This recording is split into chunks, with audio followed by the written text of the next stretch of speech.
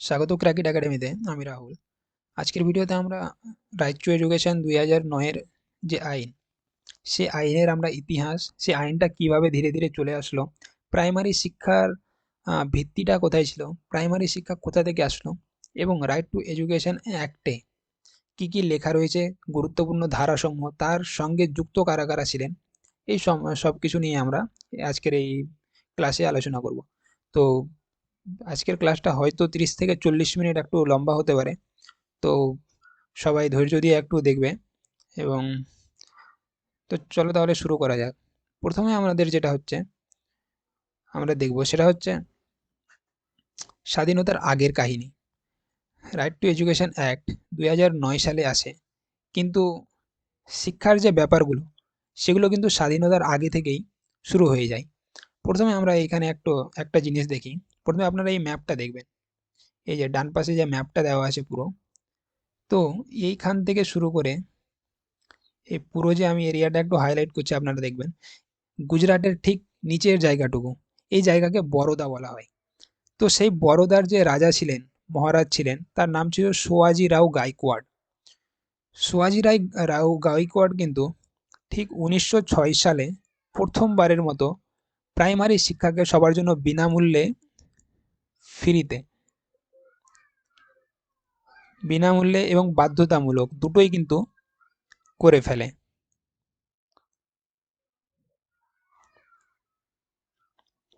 তো 1906 সালে কিন্তু সর্বপ্রথম তিনি, সোয়াজি রাও গাইকোয়াড় যিনি ছিলেন, তিনি কিন্তু তার নিজের রাজ্যে প্রাথমিক শিক্ষা চালু করেছিলেন, যেটা সম্পূর্ণ বিনামূল্যে ছিল এবং বাধ্যতামূলক ছিল।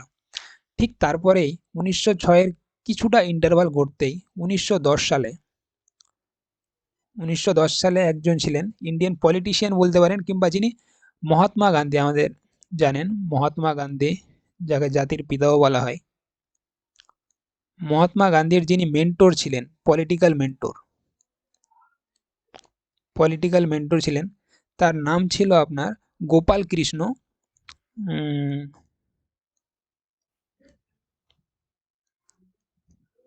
গোপাল কৃষ্ণ গোখলে। আপনার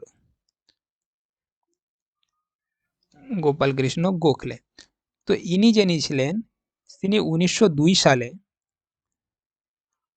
ইম্পেরিয়াল ইম্পেরিয়াল যে লেজিসলেটিভ অ্যাসেম্বলি, ব্রিটিশ আমলের ইম্পেরিয়াল লেজিসলেটিভ অ্যাসেম্বলি, বর্তমানে যেমন যেমন আপনারা লোকসভা এবং রাজ্যসভা, এই দুই টাইপের যেমন সভা হয়, ঠিক সেই সময় ব্রিটিশ ইন্ডিয়াতে ছিল ইম্পেরিয়াল লেজিসলেটিভ অ্যাসেম্বলি। তো ইম্পেরিয়াল লেজিসলেটিভ অ্যাসেম্বলির মেম্বার ছিলেন আপনার এই গোপাল কৃষ্ণ গোখলে। তো তিনি 1910 সালে একটা প্রস্তাব রেখেছিলেন প্রাইমারি শিক্ষা নিয়ে। তার প্রস্তাবটা ঠিক এরকম ছিল যে তিনি প্রাইমারি শিক্ষাকে সম্পূর্ণ বিনামূল্যে এবং বাধ্যতামূলক একটা আইন হিসেবে বানানোর কথা বলেছিলেন। যদিও তার সেই প্রস্তাবকে সম্পূর্ণভাবে প্রত্যাখ্যাত করা হয়েছিল, কিন্তু তবুও 1910 সালে যখন পরাধীন ভারতে প্রথম কেউ প্রাইমারি শিক্ষা নিয়ে আওয়াজ তুলেছিলেন, তারই নাম হচ্ছে গোপাল কৃষ্ণ গোখলে। তো এই ছিল আমাদের স্বাধীনতার আগের কথা। এবং ঠিক স্বাধীনতার পরে আমি এখানে অ্যাড করে দিয়েছি। এবং একটা জিনিস, আপনারা যদি এই নোটসটা পেতে চান, তাহলে আমি নিজের টেলিগ্রামের চ্যানেলের লিঙ্ক দিয়ে দেবো, আপনারা সেখান থেকে এই পুরো পিডিএফটা অ্যাক্সেসও করতে পারবেন। তো তারপরে 1910-এর পরে 1950 সালে ভারতের সংবিধান যখন লেখা তৈরি হয়ে যায়, এবং ভারতের সংবিধান যখন 26শে জানুয়ারি লাগু হয় আমাদের, এটাও এই মোটামুটি আজকে 17 তারিখ, ঠিক 7-8 দিন পর 26শে জানুয়ারি চলে আসবে। তো ঠিক 26শে জানুয়ারি যখন সংবিধান লাগু হয় আমাদের, সেই সংবিধানের মধ্যে কিছু জিনিস আছে, আমি আপনাদের দেখাবো। সেটা হচ্ছে সংবিধানের মধ্যে পার্ট হয়। তো পার্ট 1 যেমন আপনাদের ভারত সম্বন্ধে কথা বলে, পার্ট 2 আমাদের সিটিজেনশিপ নিয়ে কথা বলে। আমি ইংরেজিতে লিখছি, আপনারা বুঝে যাবেন। সিটিজেনশিপ নিয়ে কথা বলে, এটা কান্ট্রি নিয়ে কথা বলে। পার্ট 3 আপনার রাইটস নিয়ে কথা বলে, অ্যাবাউট রাইটস। এবং পার্ট 4 যেটা, সেটা আপনার ডিপিএসপি, ডিপিএসপি। এই ডিপিএসপির পুরো নাম হচ্ছে directive principal of state policy. তো এর মানেটা কি আমি আপনাদের বলছি এখন। Directive principal of state policy, তো এটা হচ্ছে একটা দেশ কিভাবে চলবে তার যে নিয়ম কানুন সেটাই হচ্ছে আপনার এই ডিপিএসপি। তো ৪ নম্বর পার্টে আমাদের সংবিধানের ডিপিএসপি মানে অধ্যায়ে যে আমাদের ৪৫ নম্বর ধারাটা আছে, 45 নম্বর আর্টিকেল নাম্বার 45, সেই 45-এ কিন্তু শিক্ষা সম্বন্ধে শুধুমাত্র কিছুটা কথা বলা ছিল। এখানে কিন্তু শিক্ষাকে কোনো রূপে মৌলিক অধিকার হিসেবে রাখা হয়েছিল না।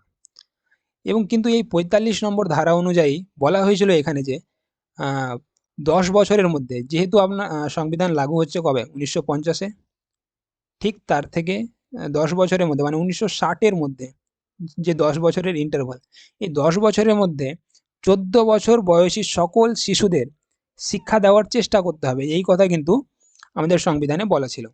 কিন্তু ভারত যেহেতু ওই সময় স্বাধীন হয়েছিল, নতুন নতুন স্বাধীনের সময় কি কি বলে ওটা, আর্থিক অনটন হওয়াটাই স্বাভাবিক, টাকা পয়সা কিছু নেই। তার জন্য কিন্তু এই যে ১০ বছরের মধ্যে যে শিক্ষা দেওয়ার যে সম্পূর্ণ ব্যাপারটা, এটা কিন্তু অ্যাকচুয়ালি লক্ষ্যটা পূরণ করা হয়নি সংবিধানে। যদিও এখানে বলা ছিল, কিন্তু পরবর্তীতে এবার কি হলো, ১৯৫০-এর পরে যদি আমরা চলে যাই, তাহলে ১৯৬৪ সাল আমরা এখন দেখব। ১৯৬৪ সাল, ১৯৬৪ সালে সরকারের তরফ থেকে একটা কমিশন তৈরি করা হয় যার নাম হচ্ছে কোঠারি কমিশন। এই কোঠারি কমিশনে ফরমেশন হলো ১৯৬৪ সালে।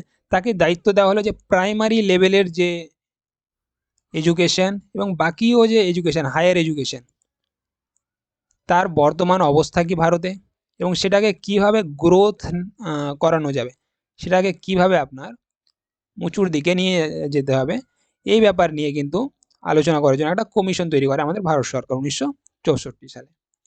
ঠিক ১৯৬৪ সালে এই তৈরি হওয়ার পরে এই কমিটি রিপোর্ট নিজের সাবমিট করছে ১৯৬৬ সালে, আফটার 2 ইয়ার্স। কত বছর পরে? 2 ইয়ার্স পরে। 2 ইয়ার্স পরে কী করলো তাহলে? নিজের রিপোর্ট সাবমিট করে দিল। এবং ১৯৬৬-র রিপোর্টে সে কিন্তু স্বাভাবিকভাবে একটা রিপোর্টে অনেক ধরনের কথা হয়, কিন্তু তার মধ্যে মূল আমাদের যে জানার বিষয় সেটা হচ্ছে ৩টে কথা। ৩টে কিন্তু গুরুত্বপূর্ণ জিনিস যেটা আমাদের জানতে হবে কোটারি কমিশনের রিপোর্ট সম্বন্ধে। প্রথম জিনিস যেটা কি, কোঠারি কমিশন নিজের শিক্ষার মডেলটা পেশ করলো, সেটা হচ্ছে 10+2+3, যেখানে 10 হচ্ছে প্রথম থেকে দশম শ্রেণী অবধি, ফার্স্ট টু 10th, দেন +2 আপনারা বুঝতে পারছেন উচ্চ মাধ্যমিক, যেটা উচ্চ মাধ্যমিক, এবং +3 যেটা, সেটা আপনারা বুঝতে পারছেন সেটা হচ্ছে স্নাতক। তো এই 3টি স্তরে কিন্তু শিক্ষা ব্যবস্থাটাকে ডিভাইড করার যে কাজ করলো সেটা হচ্ছে কোঠারি কমিশনের রিপোর্টে বলা হয়েছিল। দেন সেকেন্ড যেটা গুরুত্বপূর্ণ কথা, আমি এখানে একটু মুছে দিয়ে নিচে লিখে ফেলছি। দ্বিতীয় যেটা গুরুত্বপূর্ণ কথা সেটা হচ্ছে এই কমিশনের রিপোর্টে বলা হলো যে 3 ল্যাঙ্গুয়েজ মডেল একটা দেওয়া হলো। 3 ল্যাঙ্গুয়েজ মডেলটা তাহলে কি? 3 ল্যাঙ্গুয়েজ মডেল দেওয়া হলো। এই 3 ল্যাঙ্গুয়েজ মডেলটা তাহলে কি, যেখানে হচ্ছে যে প্রত্যেক স্কুলে 3 ধরনের ভাষাতে টিচিং করানো হবে কিংবা শিক্ষাদান দেওয়া হবে। প্রথমটা যেটা হবে সেটা হচ্ছে আঞ্চলিক ভাষা কিংবা নিজের মাতৃভাষা, আঞ্চলিক ভাষা বা মাতৃভাষা। দ্বিতীয় যেটা হবে সেটা হবে হিন্দি, এবং তৃতীয় যেটা হবে সেটা হবে ইংরেজি কিংবা ইংলিশ। এই 3টে ভাষায় কিন্তু শিক্ষাদান করা হবে। তো এটা ছিল প্রথম, এটা ছিল দ্বিতীয়, এটা কোঠারি কমিশনের রিপোর্টে বলা হয়েছে। তৃতীয় একটা গুরুত্বপূর্ণ যে জিনিসটা কোঠারি কমিশনের রিপোর্টে ছিল সেটা হচ্ছে স্পেন্ড নিয়ে কিংবা এক্সপেন্ড বলতে পারেন, যে ভারতীয় সরকার নিজের যেন 6% মোট আইনের কত, 6% যেন মোট আয়ের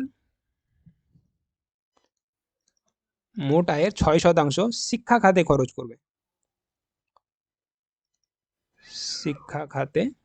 করবে। তো এই ছিল 3টে গুরুত্বপূর্ণ কথা। প্রথম ছিল যে ভারতের শিক্ষা মডেলটাকে 3টে স্টেজে ডিভাইড করা হয়েছিল। ফার্স্ট স্টেজ যেটা ছিল সেটা হচ্ছে প্রথম থেকে দশম শ্রেণী। দ্বিতীয় স্টেজ ছিল ক্লাস 11 এবং 12, যেটা আমরা উচ্চ মাধ্যমিক স্তর বলি, এবং থার্ড যেটা স্টেজ ছিল সেটা হচ্ছে স্নাতক। দ্বিতীয় যে গুরুত্বপূর্ণ কথা বলা হয়েছিল সেটা হচ্ছে 3 ল্যাঙ্গুয়েজ মডেল পেশ করেছিল কোঠারি কমিশন, যেখানে বলেছিল যে প্রত্যেক স্কুলকে 3 ধরনের ল্যাঙ্গুয়েজে টিচিং করাতে হবে। প্রথম যেটা ভাষা হবে সেটা হচ্ছে আঞ্চলিক ভাষা কিংবা মাতৃভাষা। ফর এক্সাম্পল, আমরা পশ্চিমবঙ্গের মানুষ, আমাদের ভাষা যেমন বাংলা ভাষা। দ্বিতীয় যেটা কথা বলা হয়েছিল সেটা হচ্ছে যে হিন্দিতে যদি সম্ভব তাহলে শিক্ষাদান করতে হবে, এবং তৃতীয় হচ্ছে ইংরেজি শেখাতে হবে। এই 3টে।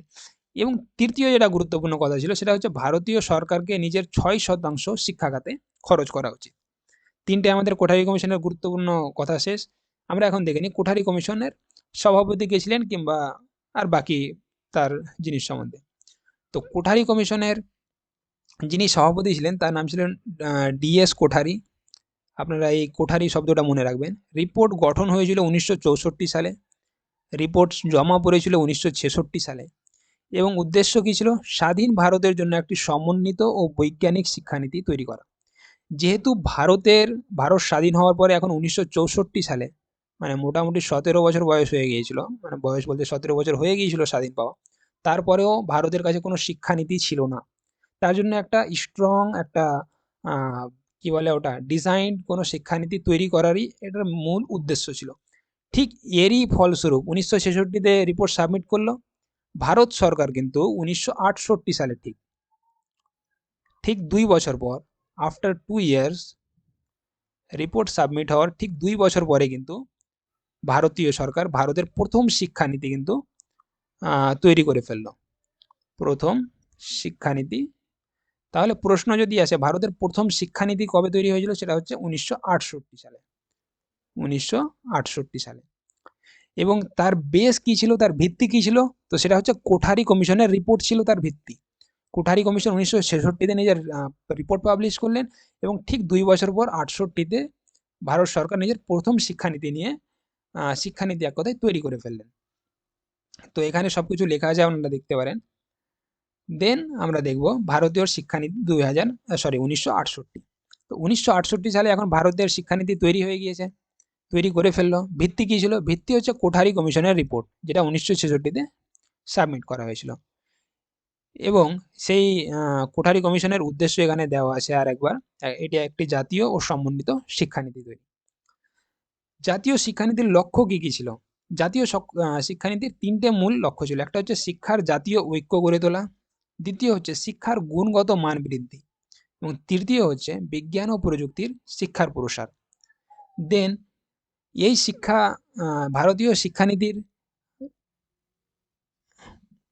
ভারতীয় শিক্ষানীতিতে এই 3টে জিনিসই কিন্তু অ্যাপ্লাই করা হয়েছিল। একটা হচ্ছে 10+2 শিক্ষানীতি, এবং +3 ল্যাঙ্গুয়েজ ফর্মুলা, এবং বাকি জিনিসগুলো। তো এই ছিল শিক্ষানীতি। দেন পরে আমরা দেখব, এখানে আমি আলোচনা করি ঠিক 1968 পরে 1968 পরে পরবর্তী যেটা শিক্ষানীতি আছে, নেক্সট শিক্ষানীতি, সেটা এসেছিল 1986 সালে। এবার 1986 সালের যে শিক্ষানীতি সেটা কিন্তু সম্পূর্ণ রেডি ছিল না, মানে এক কথায় আমরা যদি বলি তো সেটা হচ্ছে নট কমপ্লিটেড আমরা বলতে পারি। যেটা কিন্তু সম্পূর্ণ ছিল না, এক কথায় একটা বলে না ওই অর্ধ সম্পন্ন বলতে পারি সেই শিক্ষানীতিটাকে। ঠিক তার জন্য 1986 পরে এই শিক্ষানীতির সংশোধন করা হয়। আবার কি করা হয়? সংশোধন করা হয়, এবং সংশোধন করে কবে পেশ করা হয়? সংশোধন করে 1992 সালে কিন্তু সেই শিক্ষানীতির সম্পূর্ণভাবে আলোচনা করা হয়। 1986-র শিক্ষানীতিটাই কিন্তু আবার 1992 সালে পাবলিশ হয় অ্যাজ এ অ্যামেন্ড বলতে পারেন, যার অনেক কিছু সংশোধন করা হয়েছিল। তো 1968 শিক্ষানীতি কিন্তু একটা রেভলিউশন আমরা বলতে পারি, যেখানে অনেক কিছু যুক্ত করা হয়েছিল, অনেক কিছু সরানো হয়েছিল। রেভলিউশন আমি কেন বলছি আপনারা দেখবেন। 1986-র এই শিক্ষানীতি মানে দ্বিতীয় শিক্ষানীতিতে কিন্তু প্রথম জিনিস যেটা হয়েছিল সেটা হচ্ছে অপারেশন ব্ল্যাকবোর্ড বলে একটা প্রকল্প লঞ্চ করা হয়েছিল। অপারেশন ব্ল্যাকবোর্ড, এখানে আর হবে অপারেশন ব্ল্যাকবোর্ড। অপারেশন ব্ল্যাকবোর্ডটা কি তাহলে? অপারেশন ব্ল্যাকবোর্ড হচ্ছে একটা স্কুলে যে মিনিমাম কিংবা ন্যূনতম যে আপনার সামগ্রী দরকার, শিক্ষাদান করার জন্য। ফর এক্সাম্পল বোর্ড, চক, স্কুলের জন্য একটা ক্লাসরুম। তো এই জিনিসগুলো নিশ্চিত করার জন্য একটা যে প্রকল্প, সেটারই নাম হচ্ছে অপারেশন ব্ল্যাকবোর্ড। এটা কিন্তু 1986-র দ্বিতীয় শিক্ষানীতি অনুসারে কিন্তু মানে এই প্রকল্পটাকে লঞ্চ করা হয়েছিল। এবং এই সময় এই কাজটা করেছিলেন কে? এই কাজটা করেছিলেন রাজীব গান্ধী। নামটা মনে রাখবেন আপনারা, রাজীব গান্ধী। তিনি ছিলেন ওই সময়ের প্রধানমন্ত্রী ছিলেন। তো তার অধীনেই এইসব কাজ হয়েছিল। তো এই গেল প্রথম যেটা, সেটা হচ্ছে অপারেশন ব্ল্যাকবোর্ড। অপারেশন ব্ল্যাকবোর্ডের পরে দ্বিতীয় যেটা জিনিস করা হয়েছিল সেটা হচ্ছে ইসিসিই। এখন এটা খুব গুরুত্বপূর্ণ, আমি ক্লাসে অনেকবার এটার কথা আলোচনা করেছি এর পুরো নাম নিয়ে। এর পুরো নাম যেমন হয় early childhood care, early childhood care and education. তো এই ইসিসিইও কিন্তু সেই 1986 সালের দ্বিতীয় শিক্ষানীতি অনুসারেই লঞ্চ করা হয়েছিল। ইসিসিইতে জিনিসটাকে আমরা বুঝে নিই। ইসিসিটা হচ্ছে ঠিক স্কুলে ভর্তি হওয়ার আগে অবধি। ফর এক্সাম্পল একটা শিশু যদি 6 বছর বয়সে ফার্স্ট ক্লাসে অ্যাডমিশন হয়, প্রথম শ্রেণীতে, দেন তার আগের বয়সগুলিতে তার পুষ্টির জন্য কিছু খাবার দাবার, তার শিক্ষার যে একটা প্রি প্রাইমারি স্টেজে একটা আহ, 1 মিনিট, প্রি প্রাইমারি স্টেজে যে আপনার খেলাধুলার ব্যবস্থা, সেইগুলো কিন্তু এই আর্লি চাইল্ডহুড কেয়ার অ্যান্ড এডুকেশনের মধ্যেই পড়ে। তো এই সব কিন্তু কাজ এই ইসিসি এর মধ্যে করা হয়। তৃতীয় যে জিনিসটা, সরি এখানে জায়গা নেই, আমি এখানে ফিরে আসছি। তৃতীয় যে জিনিসটা, সেটা হচ্ছে ওপেন ইউনিভার্সিটি ক্রিয়েট করা হয়েছিল। এখন আমরা জানি ওপেন ইউনিভার্সিটি সম্বন্ধে। ওপেন ইউনিভার্সিটির মধ্যে যেহেতু এটা ন্যাশনাল এডুকেশন পলিসি 1986-তে, তো সেই জন্য ইগনু ক্রিয়েট করা হয়েছিল। ইগনুর পুরো নাম আপনারা জানবেন, Indira Gandhi, Indira, I for Indira, G for Gandhi national open university. তো ইগনু ক্রিয়েট করা হলো। দেন এরপরেই কিন্তু দুটো গভর্নিং বডি ক্রিয়েট করা হয়েছিল 1986-তে। গভর্নিং বডি ক্রিয়েট করা হয়েছিল। গভর্নিং বডির মধ্যে কি কি? একটা হচ্ছে ডায়েট অ্যান্ড একটা হচ্ছে এসইআরটি। তো ডায়েটের পুরো নাম কি তাহলে? ডিআইইটি। এবং দ্বিতীয় যেটা ক্রিয়েট করা হয়েছিল সেটা হচ্ছে এসসিইআরটি। তো ডায়েটের পুরো নাম হচ্ছে district institute of district institute of education and training, education and training, এটা ক্রিয়েট করা হয়েছিল। এবং দ্বিতীয় যেটা এসসিইআরটি ক্রিয়েট করা হয়েছিল, এটা হচ্ছে state council for education and research institute, sorry and research training, SC research training. তো এই দুটো গভর্নিং বডি কিন্তু ক্রিয়েট করা হয়েছিল। এসসিআরটির আপনার কাজ দেখতে পারেন, স্টেটের যে বই কিংবা স্টেটের যে পড়াশোনা, স্টেটের আপনার রিসার্চ, এইসব দেখার ব্যবস্থা হচ্ছে এসসিআরটির। এবং ডায়েটের কাজ হচ্ছে আপনার ট্রেনিং ইনস্টিটিউটগুলো দেখা, এবং ডায়েটেরই আন্ডারে যেটা কাজ হয় সেটা হচ্ছে প্রাইমারি স্কুলের যে বিভিন্ন টিচারের যে যোগাযোগের ব্যবস্থা, সেটা করে কিন্তু ডিআইইটি। তো এই ছিল গুরুত্বপূর্ণ জিনিস জাতীয় শিক্ষানীতি 1986 অনুসারে। 1986তেই দ্বিতীয় শিক্ষানীতিতে এই তিনটে কথা কিন্তু খুব গুরুত্বপূর্ণ ছিল। একটা হচ্ছে অ্যাক্সেস, একটা হচ্ছে ইকুইটি, এবং তৃতীয় হচ্ছে এক্সেলেন্স। তিনটের মিনিং কি তাহলে? তিনটের মিনিং কিন্তু জানা খুবই জরুরি। অ্যাক্সেস মানে হচ্ছে সবার কাছে যেন, সবার কাছে যেন শিক্ষার শিক্ষার ব্যবস্থা পৌঁছে যাওয়া, শিক্ষার ব্যবস্থা পৌঁছে যাওয়া, এটা হচ্ছে অ্যাক্সেস, যে শিক্ষাকে অ্যাক্সেস করতে পারবে। দ্বিতীয় হচ্ছে ইকুইটি, মানে কি? শিক্ষাটা যেন সবার মধ্যে সমানভাবে আহ, পরিবেশিত হয়, যেন সবাই সমানভাবে শিখতে পারে। শহর এবং গ্রাম দুই জায়গার শিশুরাই যেন সমানভাবে শিখতে পারে, সেই সেই কথাটাই হচ্ছে ইকুইটি। একটা হয় ইকুয়ালিটি, একটা হয় ইকুইটি। তো এখানে ইকুইটি মানে হচ্ছে গ্রামে যে হিসেবে পরিবেশ, সেই পরিবেশ হিসেবে সবচাইতে ভালো যে শিক্ষা ব্যবস্থা দেওয়া, সেটাকে আমরা ইকুইটি বলবো। অ্যান্ড এক্সেলেন্স হচ্ছে শিক্ষা ব্যবস্থা পাওয়ার পরও সেই শিক্ষা ব্যবস্থাটাকে আরও উন্নত করার যে কাজ, সেটাও কিন্তু এই এক্সেলেন্স মানে বোঝায়। তো তিনটে শব্দের মানে কি? অ্যাক্সেস মানে হচ্ছে প্রত্যেক শিশুর কাছে যেন শিক্ষা পৌঁছে যায়, এটা হচ্ছে অ্যাক্সেস। ইকুইটি মানে হচ্ছে প্রত্যেক শিশু যেন সমানভাবে শিখতে পারে, এটা হচ্ছে ইকুইটি। গ্রামের শিশু আলাদা শিখবে, শহরের শিশু আলাদা শিখবে, শহরের শিশু বেশি শিখবে, গ্রামের শিশু কম শিখবে, এই ধরনের জিনিস যেন না হয়, এটা বলে ইকুইটি। এক্সেলেন্স হচ্ছে শিক্ষা পাওয়ার পরে সেই শিক্ষার মান এবং শিশু দুজনেই যেন উন্নত হতে পারে, সেটাই মানে হচ্ছে এক্সেলেন্স, সবাই যেন নিজের বেস্টটা দিতে পারে। তো এই ছিল তিনটে গুরুত্বপূর্ণ, এটা ছিল থিম জাতীয় শিক্ষানীতির। তো এই ছিল আমাদের জাতীয় শিক্ষানীতি 1986-র ঘটনা। 1986-র পরে যেটা আমাদের ঘটলো সেটা হচ্ছে 1990। আমরা ঠিক 4 বছর পরে এখন এগিয়ে যাব। 4 বছর পরে যেটা হলো সেটা হচ্ছে বিচার ব্যবস্থা, জুডিশিয়াল সিস্টেম কিভাবে শিক্ষায় মানে হাত দিল বলতে পারি। জুডিশিয়াল সিস্টেম কিভাবে চলে আসলো এখানে? তো জুডিশিয়াল সিস্টেম আসলো সুপ্রিম কোর্টের দুটি গুরুত্বপূর্ণ রায় এই আইনের মোড় ঘুরিয়ে দেয়। কোন কোন রায় তাহলে? একটা হচ্ছে মোহিনী জৈন বনাম কর্ণাটক রাজ্যের যে কেস, এটা 1992 সালে হয়েছিল। এখানে আর্টিকেল 21, আমি এখানে একটু ছোট্ট জিনিস বলবো আপনাদের এখানে আর্টিকেল 21 সম্বন্ধে, যে মানুষের যে রাইটস, পিপলের যে রাইট, তার সম্বন্ধে যে সংবিধানে আমাদের আর্টিকেল সমূহ, সেটা হচ্ছে আর্টিকেল 12 থেকে আর্টিকেল 35 অব্দি। সংবিধানে আমাদের আর্টিকেল সমূহ হচ্ছে আর্টিকেল 12 থেকে আর্টিকেল 35 অব্দি, যার মধ্যে আছে আর্টিকেল 21 কিংবা আর্টিকেল 21। এই আর্টিকেল 21-এ যে লেখা আছে সেটা হচ্ছে রাইট টু লাইফের কথা লেখা আছে। রাইট টু লাইফ মানে আপনি ঘুমাবেন না, আপনি কি করবেন, আপনি নিজের জীবনকে কিভাবে চালনা করবেন। আপনি আপনি দিনে 8 ঘন্টা ঘুমাতে পারেন, 9 ঘন্টা ঘুমাতে পারেন।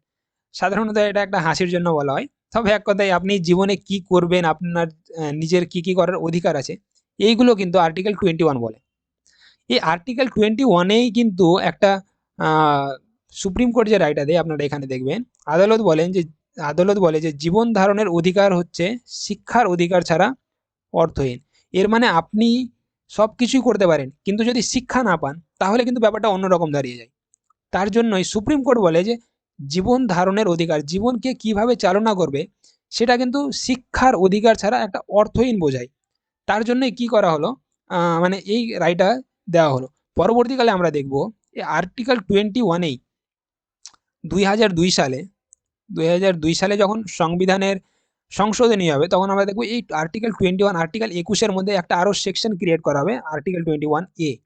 এবং এই সেকশনে আমরা দেখব যে 86তম সংবিধান সংশোধনীতে এটাকে রাইট টু এডুকেশনের জি সরি 1 মিনিট, আমরা দেখব রাইট টু এডুকেশনের যে কথাটা, এটাও কিন্তু এই আর্টিকেলের মধ্যেই ঢুকিয়ে দেওয়া হয়েছে। কেন? কারণ আর্টিকেল রাইট টু লাইফের মধ্যেই কি রাইট টু এডুকেশন আছে, যেহেতু এটা সুপ্রিম কোর্টের রায় ছিল কবেকার, 1992-এ। তো এই জন্য শিক্ষার অধিকার আইনকে 21 নম্বর এতে রাখা হয়েছে। পরবর্তীকালে যে পরের কেসটা সেটা হচ্ছে উন্নিকৃষ্ণন বনাম অন্ধ্রপ্রদেশ রাজ্যের কেস, যেটা 1993 সালে হয়েছিল। আদালত রায় দিয়েছিল কি, যে 14 বছর বয়স পর্যন্ত শিক্ষা পাওয়া প্রতিটি শিশুর মৌলিক অধিকার। মৌলিক অধিকার মানে হচ্ছে fundamental rights, fundamental rights, fundamental অধিকার। তো কত বছর বয়স পর্যন্ত? 14 বছর বয়স পর্যন্ত। ঠিক এই জিনিসটাকে পরবর্তীতে এই 21-এর এতে ঢোকানো হয়, যে 6 থেকে 14 বছর বয়স, এজ কত হবে? 6 থেকে 14 বছর বয়সের শিশুদের কি শিক্ষার পাওয়ার মৌলিক অধিকার। এটাও কি একটা সুপ্রিম কোর্টেরই রায় ছিল এক কথায়, 1993 সালে। পরবর্তীকালে আমরা দেখলাম 2002 সালে সংবিধান সংশোধনী বিল পেশ করা হলো। বিলটা কত নম্বর ছিল? 93rd অ্যামেন্ডমেন্ট বিল ছিল,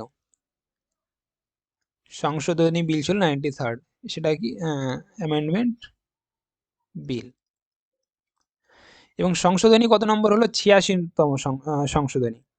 এই সংশোধনীতে কি একটা যুগান্তকারী পরিবর্তন আনা হয়। পরিবর্তনটা কি তাহলে? ধারা 21-এর এতে কি বলা হয়েছে?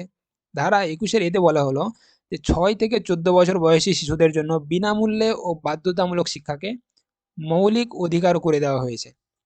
তাহলে আর্টিকেল 21-এ কি ছিল? আর্টিকেল 21-এ ছিল রাইট টু লাইফ, সেই আর্টিকেল 21-এরই একটা সাব পার্ট হয়ে গেল কি আর্টিকেল 21A। এই 21A-তে শিক্ষার অধিকারকেও কিন্তু জুড়ে দেওয়া হলো। তো এটাই ছিল সংবিধান সংশোধনী, সংবিধান সংশোধন, যেটা 2002 সালে ঘটেছিল। ঠিক তার সেই যেহেতু এবার সংবিধান সংশোধন হয়ে গিয়েছে 2002 সালে, তাহলে সংবিধান সংশোধন তো হলো যে শিক্ষা পাওয়া মৌলিক অধিকার, কিন্তু এটাকে লাগু কিভাবে করা হবে, কিভাবে মানুষ জানতে পারবে, কিভাবে মানুষের মধ্যে এই কথাটা পৌঁছাবে, তার জন্য একটা ডিফাইন্ড ল এর প্রয়োজন। সেই লটা তাহলে কিভাবে তৈরি হবে?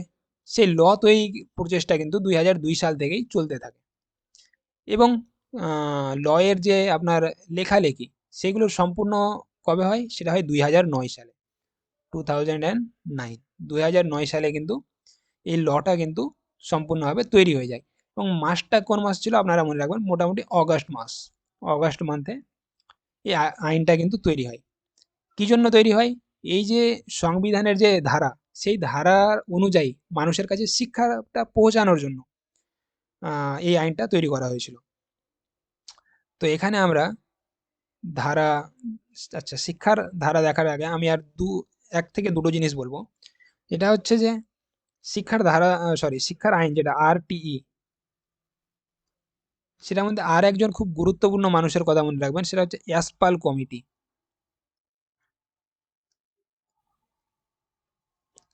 ইয়াসপাল কমিটি, ইয়াসপাল কমিটি কিন্তু নিজের রিপোর্ট একটা দিয়েছিল, যেটা হয়েছিল 1993 সালে। মোটামুটি সংবিধান বলছি, মানে RTE অ্যাক্ট 2009 তৈরির মোটামুটি 16 বছর আগে একটা রিপোর্ট সাবমিট করেছিলেন, যে রিপোর্টে লেখা ছিল লার্নিং উইদাউট বার্ডেন, এর মানে বোঝামুক্ত শিক্ষা, লার্নিং উইদাউট বার্ডেন। তো এই জিনিসটাও কিন্তু ঠিকভাবে এই RTE 2009-এর মধ্যে কিন্তু উল্লেখ করা হয়েছে। অ্যাসপাল কমিটির যে একটা রিপোর্টের মূল থিম ছিল লার্নিং উইদাউট বার্ডেন, তার রিপোর্টের কথার সামঞ্জস্য রেখেও সেই সামঞ্জস্যও কিন্তু এই RTE 2009-এ কিন্তু রাখা হয়। এটা জাস্ট একটা ছোট ফ্যাক্ট ছিল, আমি বলে দিলাম, আপনারা মনে রাখবেন। তো যাই হোক, আমরা RTE অ্যাক্টের এবার বিভিন্ন ধারাগুলো পড়ে নিই। আর্টিকেল আইনের আর্টিকেল আই সরি শিক্ষার আইনের গুরুত্বপূর্ণ ধারাগুলো। যেমন প্রথম ধারা যেটা হচ্ছে, প্রথম ধারা বলছি, প্রথম গুরুত্বপূর্ণ যেটা ধারা, সেটা হচ্ছে ধারা নম্বর 3। ধারা নম্বর 3-এ কি বলা হয়? বিনামূল্যে ও বাধ্যতামূলক শিক্ষা সম্বন্ধে এই ধারাতে আলোচনা করা হয়েছে। কেমন এটা? ব্যাপারটা হচ্ছে যেন 6 থেকে 14 বছর বয়সী সকল শিশুর জন্য নিকটবর্তী স্কুলে বিনামূল্যে ও বাধ্যতামূলক প্রাথমিক শিক্ষা নিশ্চিত করার অধিকার। এর মানে প্রত্যেক শিশুর এটা অধিকার আছে, বয়স কত থেকে? 6 থেকে 14 বছর বয়স অবধি তারা যে কোনো নিকটবর্তী স্কুলে কি হতে পারবে? ভর্তি হতে পারবে। এবং এই ভর্তি তো, এবার এখানে প্রশ্ন আসে, একটা 6 বছর বাচ্চাকে এবার ভর্তি করানোর জন্য তাহলে কিসের দরকার? তাহলে কি তাকে আবার কোনো টেস্ট দিতে হবে কিংবা আরো অন্য কিছু দিতে হবে? তো এর কথা হচ্ছে না, without interview, without any test তাকে ভর্তি করাতে হবে। উইদাউট ইন্টারভিউ কিংবা উইদাউট টেস্ট তাকে ভর্তি করাতে হবে। এই without interview and without test, এই কথাটা কবে আছে? এখন আবার পরে লেখা আছে পরবর্তী একটা আইনে, আমরা সেটা পড়বো, যাই হোক। তবে বয়সটার কথা এখানে মূলত বলা হয়েছে ধারা নম্বর 3-এ, সেটা হচ্ছে প্রথম থেকে অষ্টম শ্রেণী এবং 6 থেকে 14 বছর বয়স। দ্বিতীয় কথা যেটা ধারা নম্বর 4-এ, সেটা হচ্ছে বয়স অনুযায়ী শ্রেণীতে ভর্তি। আচ্ছা, যদি কোনো শিশু স্কুলে না গিয়ে থাকে এবং মাঝপথে পড়াশোনা ছেড়ে দেয়, তাহলে তাকে তার বয়স অনুযায়ী সঠিক শ্রেণীতে ভর্তি করতে হবে। কিরকম বিষয় এটা? এখানে আমরা দেখি একটু। আমি এই পাশটা রেখে দিই আপনাদের নোটসের জন্য। ব্যাপারটা কীরকম তাহলে? ব্যাপারটা এরকম যে, ফর এক্সাম্পল, কোনো শিশুর বয়স এখন 10 বছর, ঠিক আছে? তাকে ভর্তি হতে হতো 6 বছর বয়সে স্কুলে। সেই 6 বছর বয়সে ভর্তি হলো প্রথম শ্রেণীতে, এখানে প্রথম শ্রেণীতে ভর্তি হলো, দেন সে পড়াশোনা কন্টিনিউ করতে পারেনি, এখন তার বয়স 10 বছর। তাহলে সে কি এখন আবার সেই প্রথম শ্রেণীতেই ভর্তি হবে? তো এর উত্তর হচ্ছে না। তাকে কিন্তু এখন ঠিক 4 বছর পরে, এখন তার হিসেব মতো পঞ্চম ক্লাসে ভর্তি হওয়ার বয়স, তাহলে তাকে পঞ্চম ক্লাসে ভর্তি করাতে হবে। কিন্তু এখানে পার্থক্য কী তাহলে? তাহলে যে শ্রেণীকক্ষে যারা 3 পড়েছে, 4 পড়েছে অ্যান্ড 2 পড়েছে, তারা কি তাহলে তাদের শিক্ষাগুলো তাহলে এই 10 বছর বয়সী শিশু কিভাবে শিখবে? তো এর উত্তর হচ্ছে এটা স্কুলের দায়িত্ব। এই আইন বলে যে এটা স্কুলের দায়িত্ব, স্কুলস ডিউটি। এটা স্কুলের দায়িত্ব তাকে বাকি জিনিসগুলোর সম্বন্ধে শিক্ষা দেওয়া। ক্লাস 2, ক্লাস 3 অ্যান্ড ক্লাস 4 এ কী, কী শিক্ষা দেওয়া হয় এই সম্পূর্ণ বিষয়টা এটা স্কুলের দায়িত্ব তাকে বোঝানো। এটা কি বলে? এটা আমাদের ধারা নম্বর 4 বলে যে তাকে বয়স হিসেবে সঠিক শ্রেণীতে ভর্তি করতে হবে এবং প্রয়োজনে তাকে বিশেষ প্রশিক্ষণের সুযোগ দিতে হবে। তাকে এক্সট্রা ক্লাস দিয়ে তাকে বিষয়গুলো বোঝাতে হবে। এই হলো আমাদের ধারা নম্বর 4। তারপরে যেটা গুরুত্বপূর্ণ ধারা আছে সেটা হচ্ছে ধারা নম্বর 12। ধারা নম্বর 12 তে কি বলে? বেসরকারি স্কুলে 25% সংরক্ষণ। সংরক্ষণের বিষয়টা কি? এটি এই আইনের অন্যতম গুরুত্বপূর্ণ ধারা। আমরা এখানে শর্টে বুঝে নিই। ফর এক্সাম্পল একটা প্রাইভেট স্কুল আছে এবং একটা গভর্নমেন্ট স্কুল আছে। প্রাইভেট স্কুলে 100 জন স্টুডেন্ট আছে। এবার প্রাইভেট স্কুলে তো আর ফ্রি এডুকেশন দেবে না। তার জন্য কিসের দরকার? ফি লাগবে, টাকা লাগবে, টাকা পয়সা। যেখানে ভর্তি ফি এর ব্যাপার আছে, আরও অন্য কিছু ব্যাপার আছে। তো প্রাইভেট স্কুল উইদাউট ফি তো ভর্তি নেবে না। তো এইখানে সরকার এই শিক্ষার আইনের মাধ্যমে যে ধারা নম্বর 12 আছে, সে ধারা নম্বর 12 বলে যে 25% আসন তাদের জন্য সংরক্ষিত রাখতে হবে। যেমন প্রাইভেট স্কুলে যদি 100টা সিট হয় তাহলে তার মধ্যে 25টা সিট কিন্তু সাধারণত উইকার পরিবারের জন্য, আপনারা এখানে দেখবেন আর্থিকভাবে পিছিয়ে পড়া এবং বঞ্চিত শ্রেণীর শিশুদের জন্য রাখতে হবে। তাদেরকে ভর্তির সুযোগ দিতে হবে, তাদের পড়াশোনার সুযোগ দিতে হবে, যাদের কাছ থেকে কোনো রকমের টাকা নেওয়া যাবে না। তাহলে টাকা নেওয়া যাবে না। এই 100টার মধ্যে 25 জনের কাছ থেকে কিন্তু কোনো রকমের টাকা নেওয়া যাবে না প্রাইভেট স্কুলে, বেসরকারি স্কুলে। এই কথাটা ধারা নম্বর 12 বলে। যদিও এটা ইমপ্লিমেন্টেশন আমরা সবাই জানি হচ্ছে নার মধ্যে আমরা বলতে পারি, তবুও কিন্তু এটা হচ্ছে আমাদের ধারা নম্বর 12 বলে যে রাখতে হবে। দ্বিতীয়, এরপরে আমরা চলে যাব গুরুত্বপূর্ণ, সেটা হচ্ছে ধারা নম্বর 13। ধারা নম্বর 13 কি বলে? ধারা নম্বর 13 বলে স্কুলে ভর্তির সময় কোনো প্রকার ক্যাপিটেশন ফি বা অতিরিক্ত টাকা নেওয়া যাবে না। কোনো গভর্নমেন্ট স্কুল, আমরা এখানে বলবো, কোনো সরকারি স্কুল যদি আপনার কাছে টাকা চায় ভর্তি করানোর জন্য, সরকারি স্কুল ফর এক্সাম্পল আপনার কাছে 1000 রুপিস কিংবা 1000 টাকা কিন্তু সে চাইছে, এটা কিন্তু সম্পূর্ণ ঘুষ হিসেবে গণ্য করা হবে। আপনি যদি তার নামে কেস করেন, লিগ্যাল অ্যাকশন নেওয়া হবে এবং সেই বাচ্চাকে তো স্কুলে অবশ্যই ভর্তি করানো হবে। যে টাকাটা নিয়েছিল তার প্রতি লিগ্যাল অ্যাকশন নেওয়া হয়, এমনকি তাকে জেলও হতে পারে। এটা কি বলে? এটা আর্টিকেল 13 বলে। এবং কি এখানেই 13তে আরেকটা যেটা গুরুত্বপূর্ণ বিষয় সেটা লেখা আছে, এছাড়া শিশু বা অভিভাবকদের কোনো প্রকার ইন্টারভিউ বা স্ক্রিন টেস্ট নেওয়া আইনত নিষিদ্ধ। এই যে আমরা এখানে আলোচনা করলাম যে নো ইন্টারভিউ, কোনো ইন্টারভিউ কিংবা কোনো টেস্ট নেওয়া যাবে না স্কুলে বাচ্চাদেরকে ভর্তি করানোর জন্য। এটা কত নম্বর ধারা বলে? এটা বলে ধারা নম্বর 13। ধারা নম্বর 14 কি বলে তাহলে? নথির অভাবে ভর্তি আটকানো যাবে না। ফর এক্সাম্পল, আপনি ভর্তি হতে গেলেন, আপনার কাছে বার্থ সার্টিফিকেট নেই, বার্থ সার্টিফিকেট কিন্তু আপনার কাছে নেই। স্কুল কিন্তু বলতে পারে না যে আপনার কাছে যেহেতু বার্থ সার্টিফিকেট নেই তাই আমি অ্যাডমিশন নেব না, নো অ্যাডমিশন, এই কথাটা কিন্তু বলতে পারে না একটা স্কুল। আপনার কাছে বার্থ সার্টিফিকেট যদিও না থাকে, আপনাকে টাইম দেওয়া হবে বার্থ সার্টিফিকেট ক্রিয়েট করার জন্য। আপনাকে টাইম দেওয়া হবে এবং আপনাকে অ্যাডমিশন করাতে হবে, এটা স্কুলের দায়িত্ব। এটা কত নম্বর আর্টিকেল বলে? এটা বলে আর্টিকেল নম্বর 14, ধারা নম্বর 14। ধারাকে আমরা ইংরেজিতে আর্টিকেল বলি, আপনারা মাথায় রাখবেন, আর্টিকেল। দেন আর্টিকেল 14 পরে আর্টিকেল 16, যেটা একটা সবচাইতে বেশি প্রশ্ন যে ধারা নিয়ে করা হয় সেটা হচ্ছে ধারা নম্বর 16। এটা হচ্ছে ফেল না করানোর নীতি। এই নিয়ে ইন্টারভিউতে প্রচুর প্রশ্ন করা হয়, যেখানে বলা হচ্ছে মূল আইনে বলা ছিল যে 8ম শ্রেণী পর্যন্ত কোনো শিশুকে একই ক্লাসে আটকে রাখা কিংবা ফেল করানো বা স্কুল থেকে বের করা যাবে না।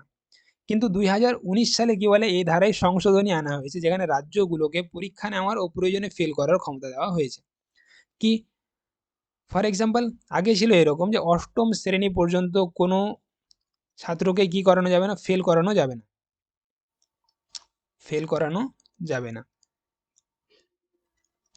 যাবে না। কিন্তু পরবর্তীতে কি করা হলো 2019 সালে?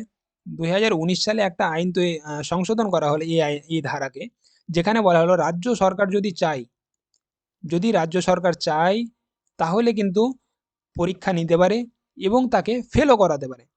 কি বলছে? ফেলও করাতে পারে যদি রাজ্য সরকার চায়। রাজ্য সরকার চাইলে ফেল করাতে পারে।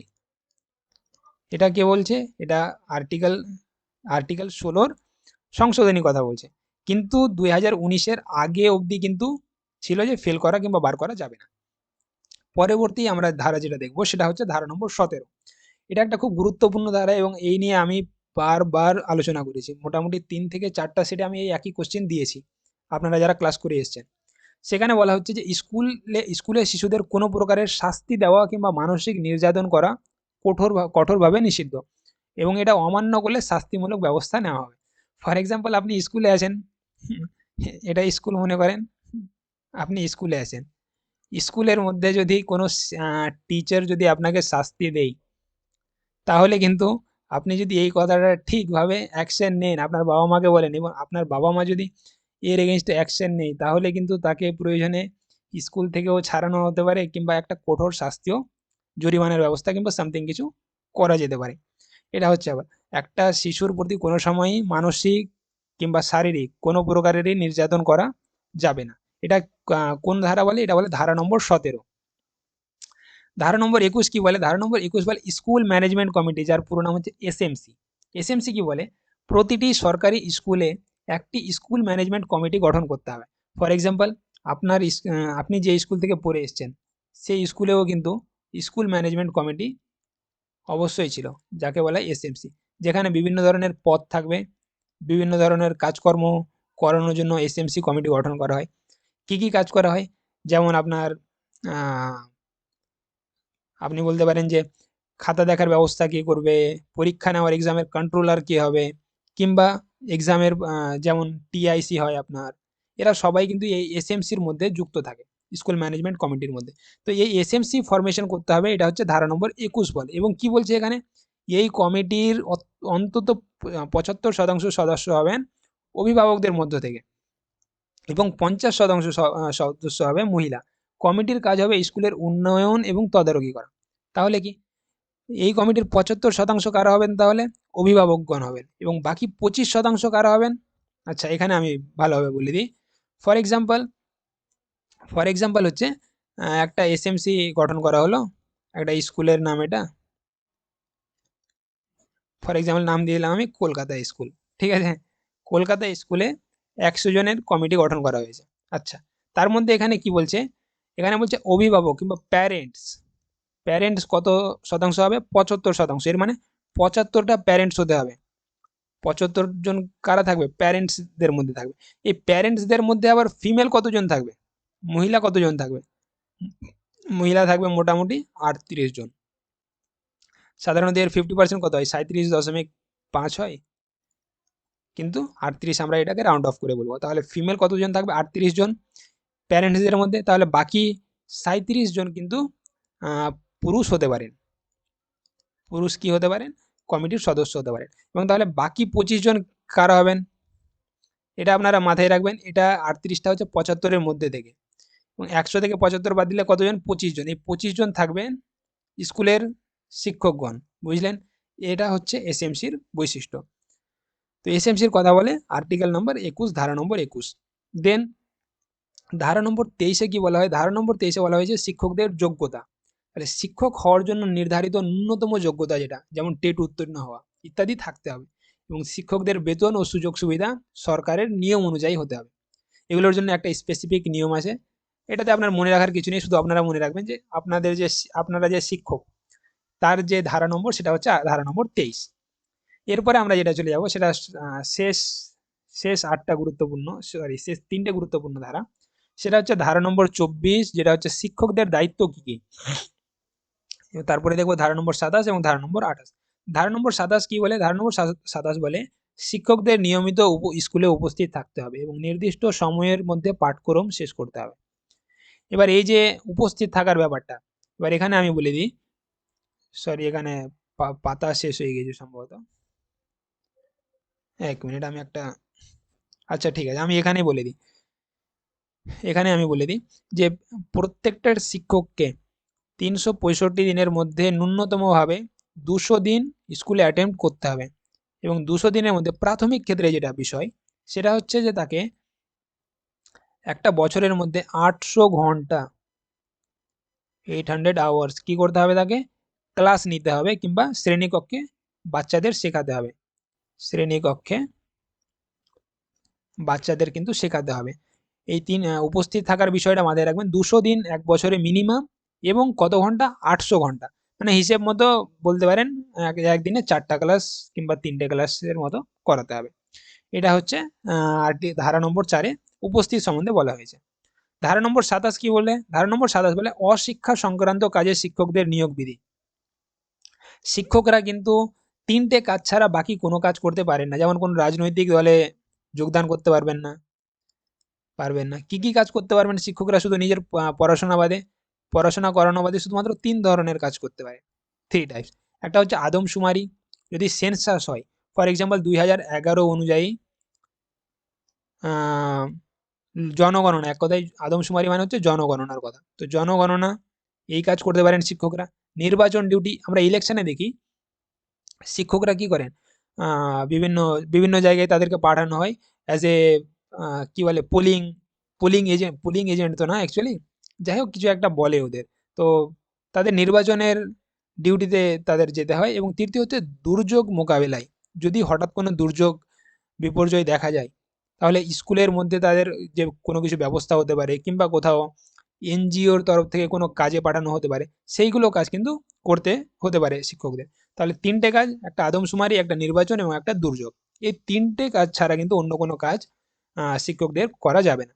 যেমন অন্য কাজ কি, যদি সে প্রাইভেট টিউশন কেউ যদি খুলে ফেলে, ধারা নম্বর 28 বলে কোনো সরকারি শিক্ষক ব্যক্তিগতভাবে অর্থের বিনিময়ে টিউশন বা কোচিং করাতে পারবেন না। যদি তিনি চাই তাহলে ফ্রিতে করাতে পারেন, ফ্রি অফ কস্ট তিনি পড়াতে পারবেন, কিন্তু অর্থের বিনিময়ে কিন্তু সে কোনো টিউশন কিংবা কোচিং করাতে পারবেন না। এটা বলে আমাদের আর্টিকেল নম্বর 28। তো এই ছিল আমাদের পুরো ক্লাস, এছাড়া আর আমাদের কিছু নেই শেখার, যাই হোক। তো ধন্যবাদ আপনাদের। আর আপনাদের যদি পরবর্তীতে কোনো ধরনের বিষয়ের উপর ক্লাসের প্রয়োজন হয়, তাহলে আপনারা নিচে কমেন্ট করে আমাদের জানাতে পারেন, তো আমরা অবশ্যই তার জন্য ক্লাস নিয়ে আসব। আর একটা গুরুত্বপূর্ণ কথা, সেটা হচ্ছে আগামী 25 তারিখ থেকে আমরা পশ্চিমবঙ্গের চাকরির পরীক্ষার জন্য আমরা একটা ব্যাচ শুরু করব, তারই সঙ্গে এই টেটের ব্যাচও চলতে থাকবে, তো আপনারা নিশ্চিত থাকবেন। যদি কোনো প্রশ্ন থাকে তাহলে আপনারা কমেন্টে জানাবেন অবশ্যই। ততক্ষণে আপনাদের সবাইকে ধন্যবাদ, ভালো থাকবেন।